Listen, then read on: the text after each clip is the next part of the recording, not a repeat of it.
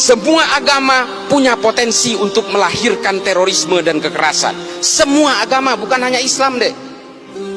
Cuma kenapa saya concern kepada agama Islam? Satu, Islam itu adalah agama yang paling banyak dipeluk oleh manusia Indonesia hari ini, dan saya sendiri Islam. Di India terorisnya orang Hindu deh, Bharatiya Janata garis keras. Di Myanmar siapa terorisnya? Orang Buddha deh, namanya Asin Wiratu. Apakah di Jerman itu ada teroris? Ada, Protestan, namanya Baader-Meinhof nama kelompoknya. Apakah di Amerika tidak ada teroris? Ada deh, namanya White Supremacy, Ku Klux Klan, FARC, Antifa. Tidak ada teroris Islam di sana, itu sedikit. Makanya yang nyerang 9/11 itu dari Saudi semua. Saya ada di sana waktu itu. Saya tinggal di Amerika kurang lebih 6 tahun. Ketika 9/11 saya tinggal di sana. Saya dulu pernah terpapar dengan ajaran-ajaran Ma'alim fil Thoriq ini. Saya meyakini bahwa kalau Islam ingin berjaya, maka Islam harus tegak secara politik. Itu keyakinan saya dulu. Kalau lihat Gus Dur di TV, saya matikan TV-nya. Ini antek Yahudi ini. Saya dulu begitu. Ketika ada orang-orang Islam yang moderat, wah saya matikan TV-nya. Cak Nur apalagi, paling saya benci itu. Nurholis Majid, Allah yarham. Buya Syafi'i Ma'arif, saya ganti channelnya, saya mending nonton yang lain. Itu dulu saya seperti itu. Tapi kemudian saya berusaha mempelajari semuanya. Saya baca buku kanan, buku kiri, buku tengah, saya baca semua. Das Kapital saya habiskan, L'état de Révolution saya habiskan, Ma'alim fil Thoriq, Jahilatul Qarnil Nisrin, saya baca semua. Hingga akhirnya apa? Kepala saya menjadi melting pot dari kesadaran-kesadaran kognitif bahwa manusia dan takdir-takdir keimanannya ini selalu berbeda. Kalau saya lahir di Meksiko, saya pastikan 1000% saya Katolik. Saya tidak bisa nantang soal hidayah. Ini benar-benar prerogatifnya Allah. Tapi kalau saya lahir di Argentina, saya Katolik deh. Lalu kemudian dengan takdir-takdir kelahiran itu, apakah kita kemudian seolah-olah, oh karena saya Islam, sejak lahir saya Islam, maka saya yang akan paling menghuni surga. Kalau orang yang berbeda dengan saya pasti masuk neraka. Selalu punya niatan-niatan seperti itu. Demikian juga dengan orang yang Kristen, kalau kalian mau percaya. Orang yang Katolik juga begitu kok. Inilah konsep-konsep dasar keyakinan itu. Lalu apakah saya menganggap semua agama benar? Bukan itu konsepnya. Setiap orang yang memeluk agama pasti menganggap keyakinannya paling benar. Persoalannya, apakah dengan menganggap keyakinan saya yang paling benar, apakah saya harus menyalah-nyalahkan keyakinan orang lain? Kan nggak harus. Itu adalah kesalahan besar, offsetnya di situ. Dengan mengatakan istri saya cantik, saya tidak harus mengatakan istri orang lain jelek kok. Ini loh analoginya. Maka kemudian Habib Ali Al-Jufri membuat sebuah buku, judulnya Al-Insaniyah Qabla Tadayyun. Mengenal kemanusiaan lebih dulu sebelum mengenal agama.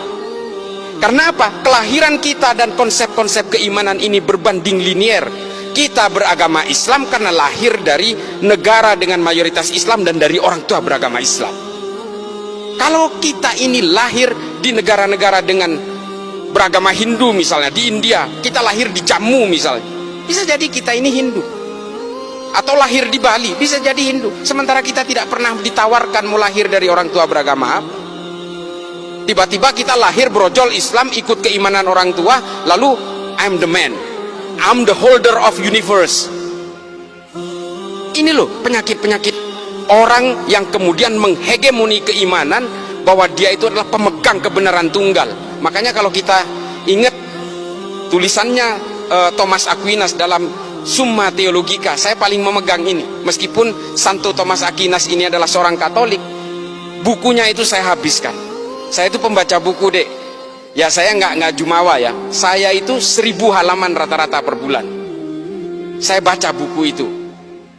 Makanya saya merasa I'm feeling free.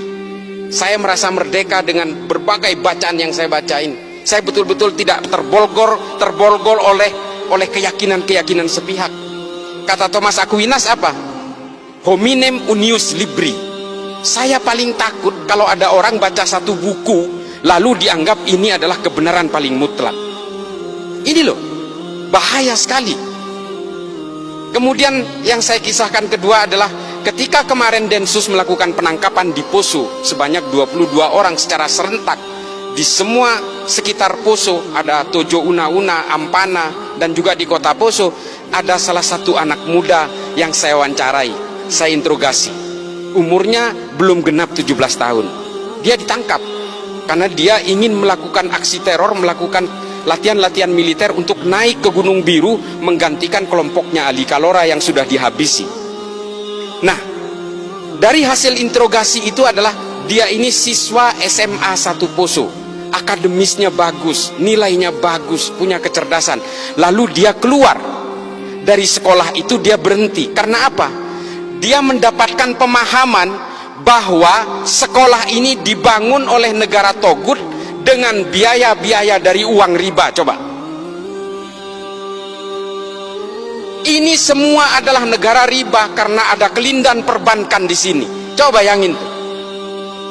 Ini kasus yang pertama. Kasus yang kedua, ada seorang mahasiswi Gunadarma yang dia meyakini bahwa karena bank itu adalah riba, lalu semua ini menjadi riba, termasuk jalan aspal yang melibatkan bank, gaji pegawai negeri yang melibatkan bank, sehingga menurut dia KTP pun itu adalah benda haram.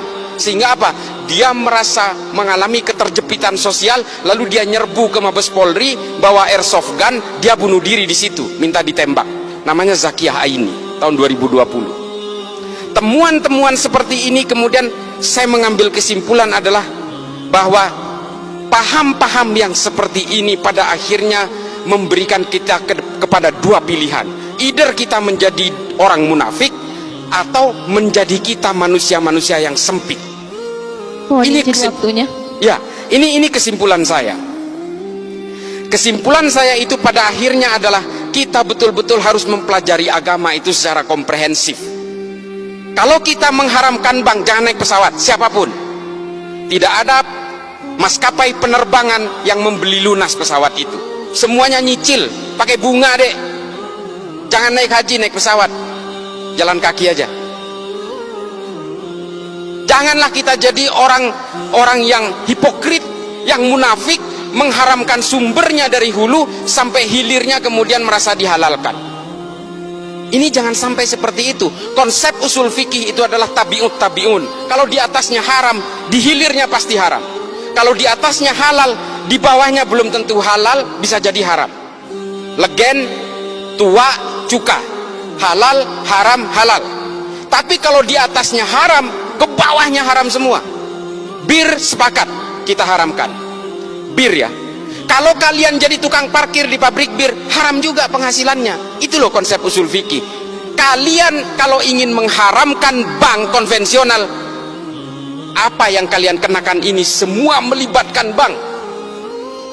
Kalian akan menjadi munafik semua.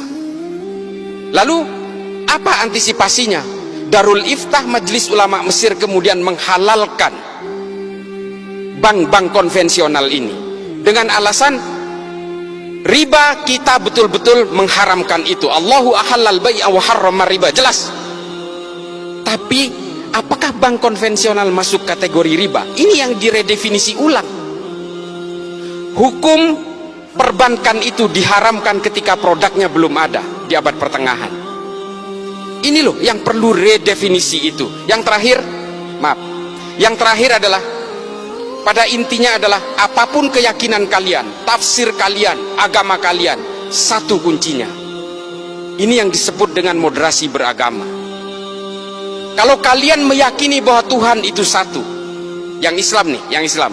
Kalau kalian betul-betul meyakini kul huwallahu ahad, kalian betul-betul menganggap bahwa Islam itu adalah monoteism, termasuk yang beragama lain, maka kita juga harus meyakini bahwa manusia dimanapun dengan agama yang berbeda-beda, dengan Kristen, dengan Hindu dan Buddha, itu pasti diciptakan oleh Tuhan yang sama.